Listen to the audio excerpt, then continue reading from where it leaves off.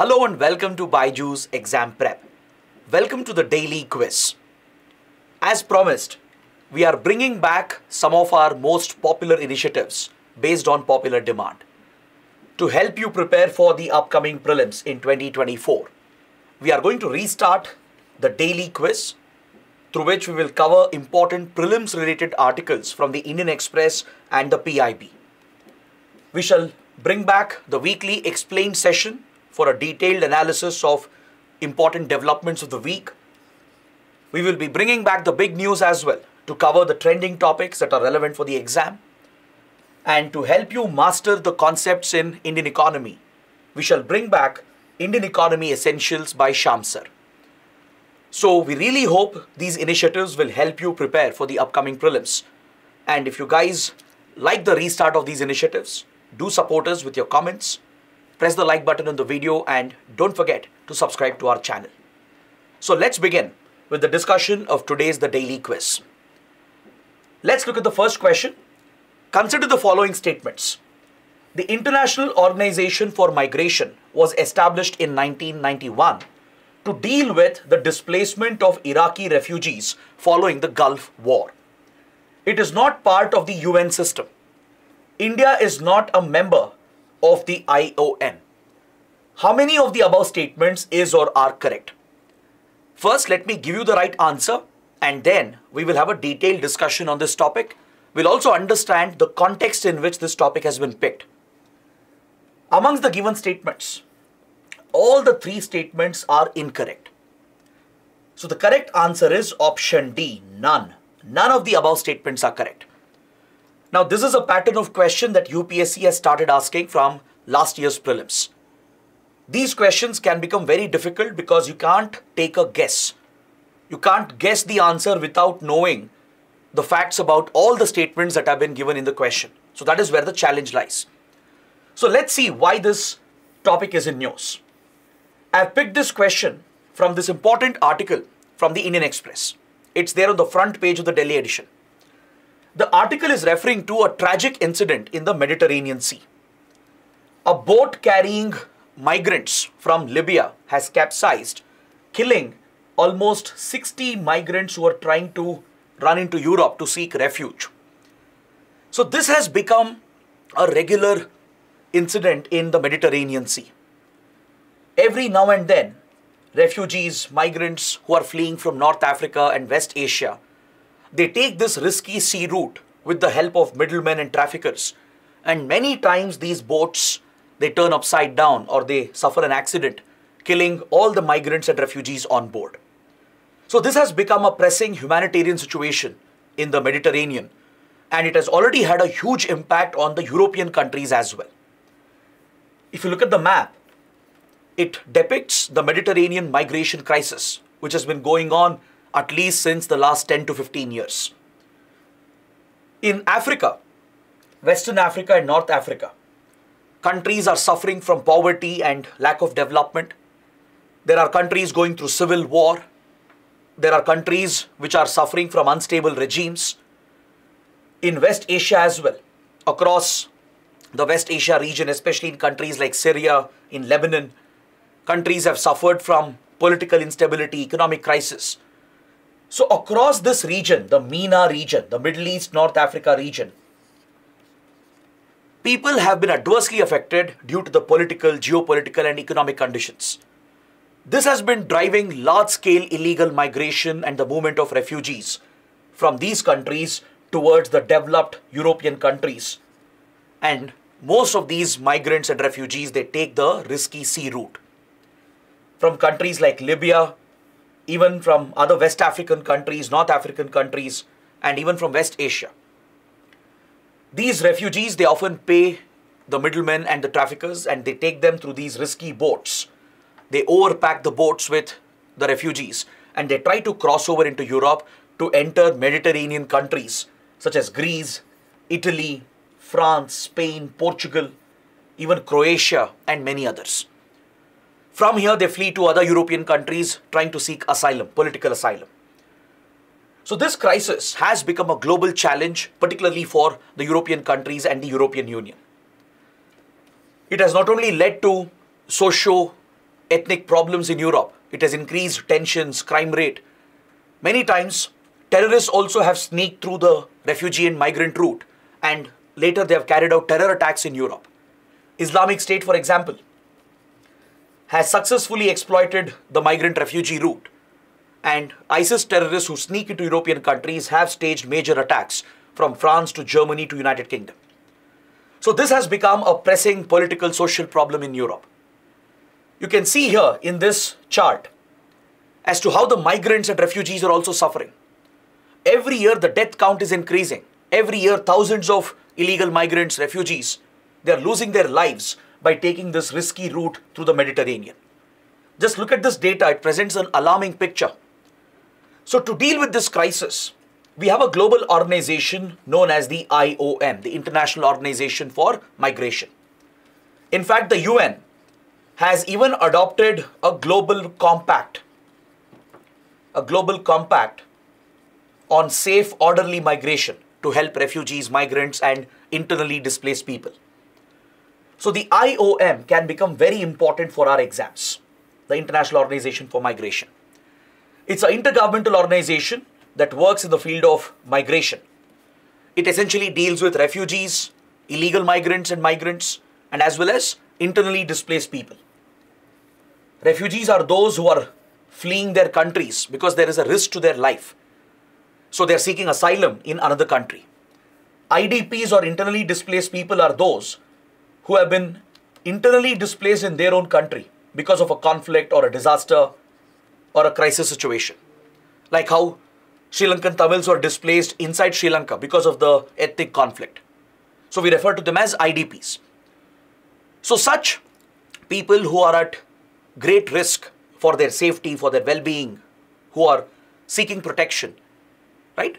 They come under the purview of the IOM. It is responsible for ensuring the orderly, humane management of migration and to promote international cooperation between countries and organizations to protect the basic rights of these migrants, refugees, and IDPs. It also extends humanitarian assistance to them.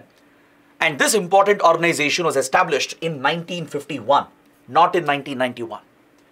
It was established as a direct response to the Second World War, which created a massive refugee IDP crisis in Europe. So that is why the first statement is incorrect. It was established in 1951 to deal with the refugee crisis in Europe triggered by the consequences of the Second World War. In 2016, it has signed an agreement with the UN and it has become a related organization of the UN. It's a UN-related organization today. So it is a part of the UN system. It serves as a coordinator for the UN network on migration. So that is why the second statement is incorrect. And the third statement is also incorrect because India is a signatory. India is a member of this organization. And also please note, the organization publishes a very important report, the World Migration Report, which is brought out biennially, meaning it is published once in every 2 years. So these important facts can help you answer any prelims question on this topic from international relations. Now let's look at the second question. The historic Yogmaya Temple is part of the rich cultural heritage of which Indian city? Is it located in Varanasi or Puri or in Delhi or in Mathura? First, let me give you the correct answer and then we'll talk about this historic temple. The right answer is option C. The Yogmaya Temple is located in the Mehrauli region of Delhi, where the Qutub complex is located. Right? The Mehrauli region in Delhi is historically, culturally very significant. So it's in Mehrauli that you find this historic temple, the Yogmaya Temple. So why are we talking about this? Because there is an article in today's Indian Express in the Delhi edition, and I feel the topic is very important for history and art and culture. The article is talking about the neglect of this historic temple. The conservation of this temple has largely been ignored and neglected by the authorities. And today, as you can see in the image, the temple is in a dilapidated condition. So let's understand why this temple is significant. What is its history and why is it a significant part of the cultural heritage of Delhi and India as well? The Yogmaya Temple, also known as the Yogmaya Temple, is essentially a Hindu temple situated in Mehrauli, New Delhi, and it is dedicated to goddess Yogmaya. It's one of the only temple that exists for goddess Yogmaya. It's a very unique temple in that regard. The deity here is a tribute for goddess Yogmaya. And according to Hindu mythology, Yogmaya is considered to be the sister and a version of Lord Vishnu as well. A sister of Lord Krishna, and also is considered as a version of Lord Vishnu. So, Yogmaya or Jogmaya occupies a pivotal position in Hindu mythology, especially in the Mahabharata. In epics like Mahabharata, there are important references to Yogmaya. So, it is believed that Pandavas built this temple in ancient times during the Mahabharata period. And today, the temple you have here, the ruins of a temple that is present, even though it was built more recently in the 19th century, it is believed that this is a site for an ancient temple. An ancient temple that dates back to almost 5,000 years ago. So, at this historic site, we have this important sacred temple that is present. From the Mahabharata period, there are very few temples that remain, and the Yogmaya temple in Delhi is one of them. That again highlights the importance of the temple in Hindu mythology and Hindu tradition. The current temple that you have, the ruins that are present currently, it was built during the Mughal rule. Under Mughal Emperor Akbar Shah II, one of his noble men, Lala Sidhu Mal, popularly known as Said Mal, he sponsored the construction of this temple in the 19th century, in early 1800s. So historians and experts and archaeologists believe that the current temple that we have, which was built in the 19th century under Mughal rule, was built on the ruins of an ancient temple, an ancient site that was built by the Pandavas themselves during the Mahabharata period. At least that is the belief according to Hindu mythology. So many historians agree with this belief as well. Based on records and evidences, they cite that the current temple is just sitting on the original site of the ancient temple that existed. Because there are references to this temple even in ancient Jain texts. Even Prithviraj Chauhan, the legendary ruler, is said to have patronized Lord Yogini at the Yogini temple, and this region in that era was even referred to as Yoginipura. So there are historical records and references to point towards this fact. Now the Yogmaya temple is an integral part of Delhi's rich cultural heritage, and it also depicts Hindu-Muslim unity which is seen in northern India. It symbolizes Hindu-Muslim unity. How? Because during the rule of Akbar Shah II, there was a cultural practice that was initiated. There is a festival which is marked even today called Phool Walon Ki Sair, which is a tradition that was started by the Mughal Emperor Akbar Shah II. When his son had been imprisoned by the British in the Allahabad prison, he and his wife prayed for the release of his son, and eventually when his son was released from British custody, his Begum paid tribute at the popular Qutubuddin Dargah by offering flowers. Similarly, the emperor himself, Akbar Shah II, offered flowers at the Yogmaya temple in Mehrauli.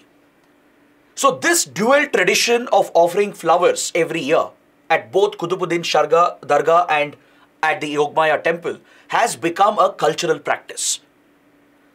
It is practiced even today, and it symbolizes Hindu-Muslim unity. In fact, this cultural tradition had been stopped by the British during the Quit India movement. But post-independence, Phool Walon Ki Sair was restarted by Pandit Nehru, as it symbolized Hindu-Muslim unity. So this cultural practice continues till date, and it's an integral part of Delhi's rich cultural heritage. So it's highly unfortunate that the temple site today is in a neglected condition, and it's high time the authorities pay attention to the rich cultural value of this site. So that's why I feel the topic can be very relevant for prelims under history and art and culture. Coming to the third question, which of the following is not a mandate of the Assam Rifles? As you know, Assam Rifles is a paramilitary force It's one of the central armed police forces under the Ministry of Home Affairs. So which of the following is not a mandate of the Assam Rifles? Securing India's borders with Myanmar, counter-insurgency operations in Northeast India and Jammu and Kashmir, safeguarding India's nuclear arsenal, acting as a second line of defense during times of war. So let's have a discussion on this and then understand what's the right answer, and I'll also give you the context in which the question has been picked. Assam Rifles is essentially a border guarding force of India. As a CAPF, one of its primary role is to act as a border guarding force. So under the One Border, One Force policy, which was implemented after the Kargil conflict, Assam Rifles has been vested with the responsibility to safeguard the 1,600 kilometer plus border that we share with Myanmar. The northeastern states face a significant challenge, that is Arunachal Pradesh, Nagaland, Manipur and Mizoram. These are the border states that border Myanmar. The land border is more than 1,600 kilometers in length. This crucial border, which is vulnerable to organized crime such as drug trafficking, arms trafficking, which is also used by Northeast insurgents to sneak into Myanmar. This crucial border is safeguarded and protected by the Assam Rifles. It is one of the core mandate of Assam Rifles. Carrying out counter-insurgency operations in the northeast of India and also in Jammu and Kashmir is another mandate of Assam Rifles. See, Assam Rifles plays a role in internal security of the nation. Even though its cadre controlling authority is the Home Ministry, it has been placed under the operational command of the Defense Ministry and the Indian Army. That's why many people have a wrong assumption that Assam Rifles is part of the Indian Army. But technically speaking, it's not. It is only under the operational command of the Indian Army and Defense Ministry as far as counter-insurgency operations are concerned in Northeast India and also in Jammu and Kashmir. Most of the battalions of Assam Rifles, they are deployed in a border security role to secure the Myanmar border, and the rest of them are deployed in Northeast India to assist the Indian Army in counter-insurgency operations. Recently, a couple of battalions were moved to Jammu and Kashmir as well to aid the Indian Army in counter-insurgency operations. So both these statements are correct. But however, option C is incorrect, because Assam Rifles is not responsible for safeguarding India's nuclear arsenal. India's nuclear arsenal is vested with the Strategic Forces Command, which is a tri-service command. Is that clear? The SFC, the Strategic Forces Command, that draws from Indian Army, Indian Navy and Indian Air Force. This unified tri-service command is responsible for safeguarding and also operationalizing India's nuclear arsenal. So this is the correct answer. This is not a mandate of Assam Rifles. Even D is correct. This is one of the mandates of Assam Rifles. Rather, any CAPF is expected to act as a second line of defense during times of war. Meaning they can take up defensive operations during conflict, assisting the Indian Army. They can even get involved in conventional war and in offensive roles as well if required during times of war. So from BSF to Assam Rifles to SSB, all the CAPFs have the role to act as a second line of defense during times of war. In fact, Assam Rifles did engage in direct conflict with China in 1962. Is that clear? So amongst the given options, A, B and D, they are part of the mandate of Assam Rifles, but C is not. So that is why option C is the correct answer. Now, why was the topic in news? Because there is an article in the Indian Express according to which the mandate of Assam Rifles is being updated. Assam Rifles is planning few operational changes with regard to its deployment and role. Apart from these existing responsibilities that we discussed, Assam Rifles is going to be deployed along the line of actual control facing China, and it is going to prepare for conventional war-like situations as well. This is a decision that has been taken following the Ladakh clashes of 2020. After the Galwan River Valley clashes and the Ladakh dispute that broke out, which continues to this day, the Indian Army has been stepping up its deployment towards the Chinese border, from Ladakh all the way till Arunachal Pradesh. So Assam Rifles is also being mobilized. Assam Rifles is being given this role where it can engage in offensive operations and conventional war operations targeted against China. A couple of mountain brigades that specialize in mountain warfare are being positioned towards the line of actual control. This is a direct result of increasing tensions and border dispute with China. The Assam Rifles has a total of around 46 battalions, out of which 20 battalions are guarding the India-Myanmar border. Another 26 battalions are deployed in counterinsurgency role in northeast India and Jammu and Kashmir. So now a few battalions will be designated to be deployed along the LAC to work with the Indian Army and get involved in conventional warlike operations if required, including offensive strike operations. So according to the report, Assam Rifles is gearing up for this new mandate, and it is looking to procure new weapons, new communication kits, and as well as new vehicles and transportation platforms to ensure that the force is ready for such a deployment against China, against the Chinese border. Looking at the fourth question, National Oil Spill Disaster Contingency Plan has been promulgated by which organization? Is it by the Ministry of Shipping, Ministry of Environment, Forest and Climate Change, Coast Guard of India, or by the ONGC Limited? The correct answer is option C, the Coast Guard of India under the Ministry of Defense. This National Disaster Contingency Plan for dealing with oil spills was promulgated in 1996 by the Coast Guard. Because the Coast Guard of India is the designated nodal agency at the national level to deal with oil spills. It is also the central coordinating authority which has to work with all the stakeholders to deal with the oil spill. Understood? So let us discuss why this topic was in news. There is a very important update on the PIB, the Press Information Bureau, that Chennai Petroleum Corporation Limited has been dealing with an oil spill off the coast of Chennai following the impact of cyclone Michong.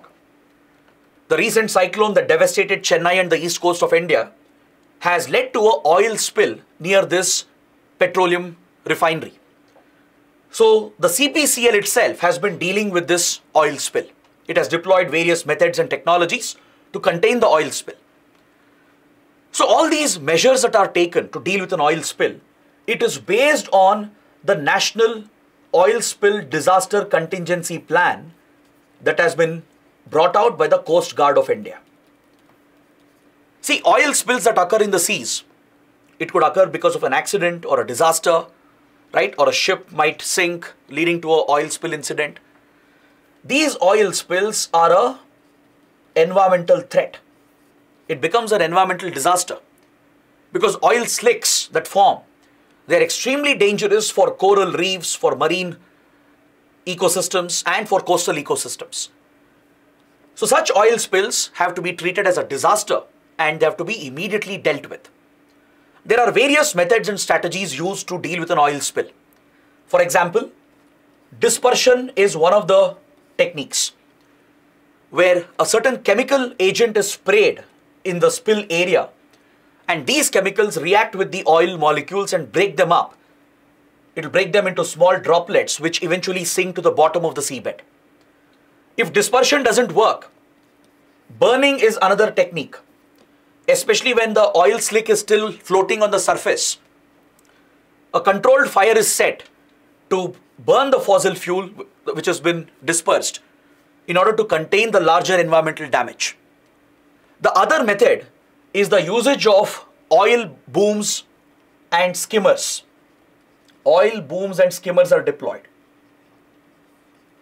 through several ships and boats.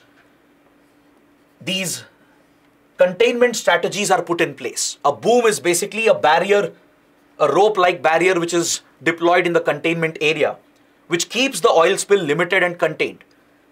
Then, through various skimmer technologies, the oil spill is skimmed out from this containment area, and that is how oil spills are cleared. So, vacuum-based machines, hydrojet machines are used in the skimming process. Once the boom contains the spill, there are various methods available to scoop out the oil contaminants and remove it from the site. You can see that here in the image as well. You can see an oil boom that is deployed here which is containing an oil spill. So now this can be scooped out through hydrojet machines, vacuum machines, which are deployed in combination to pull out the contaminant. So the primary responsibility to coordinate and act as a nodal agency to deal with oil spills lies with the Coast Guard of India under the Defence Ministry. It works with Environment Ministry, Shipping Ministry, the concerned ports, oil refining companies, and even with the state agencies as well if required, along with the pollution control boards. So there are many stakeholders involved, but the primary responsibility to act as a nodal agency lies with the Coast Guard of India. But at the local level, the concerned port or oil refining company, they will take up the lead responsibility. That is why the Chennai Petroleum Corporation Limited has led the disaster management efforts. But Coast Guard will coordinate the whole operation and provide any assistance that is needed at the national level. Now let's move on to a question from the 2023 prelims paper.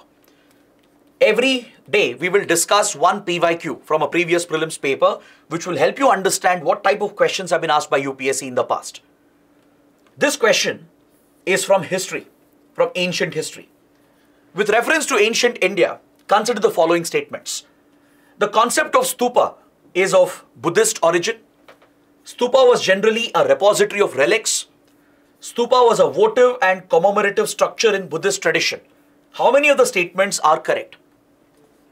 See, out of the given statements, statement 1 is incorrect, whereas statement 2 and 3 are correct. So the right answer is option B, only 2.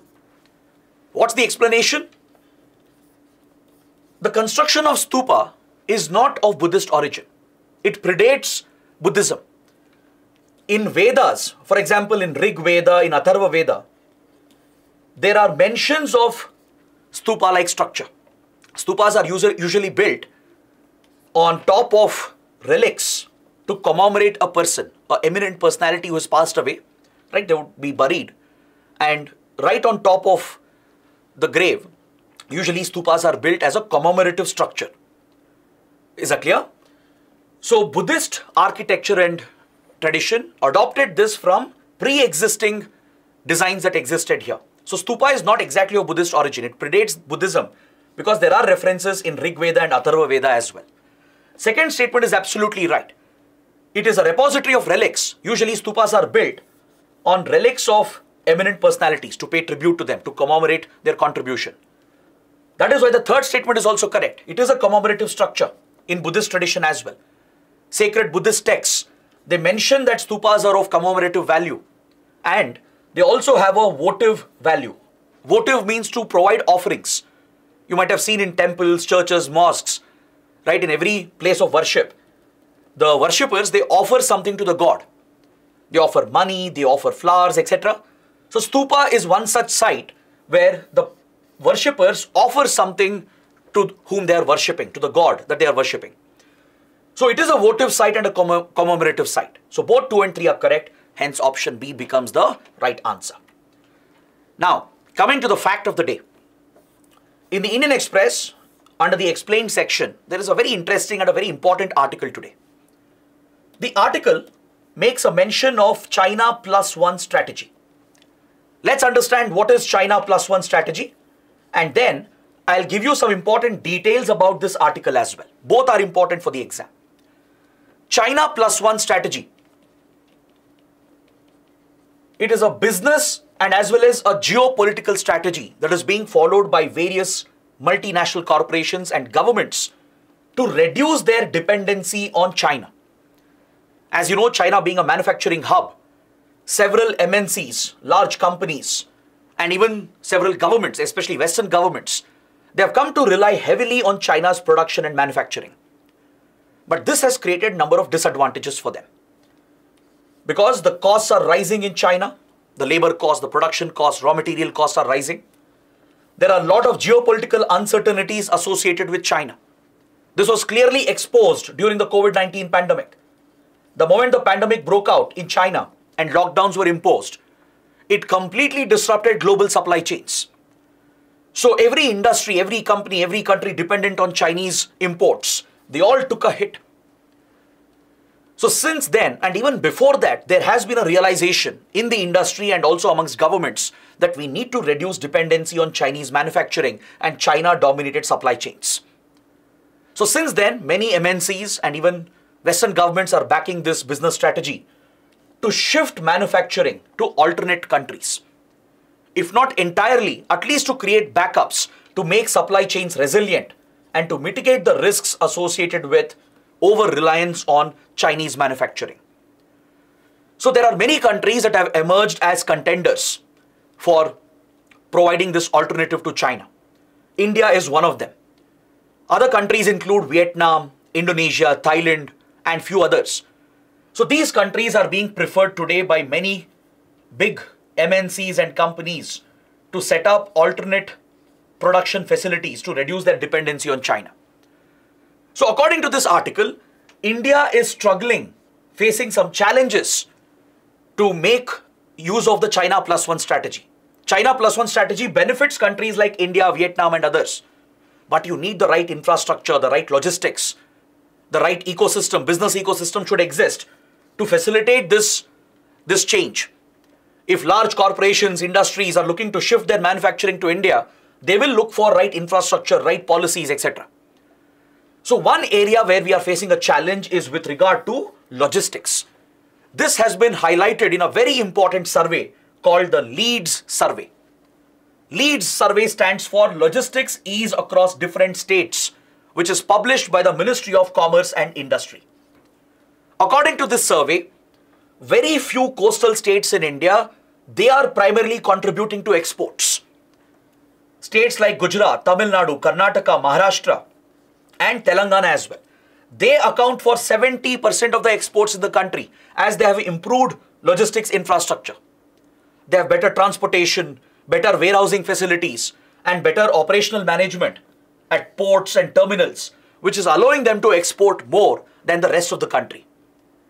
Especially the landlocked states, the interior states, they are at a disadvantage.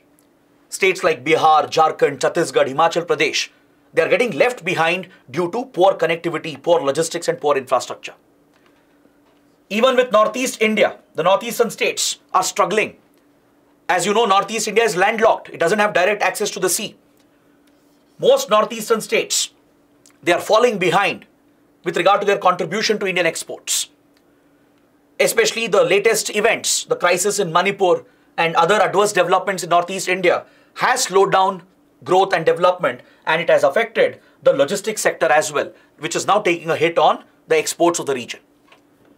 Amongst the coastal states, the survey says that except for Odisha and West Bengal, all the other coastal states of India are contributing immensely to India's exports.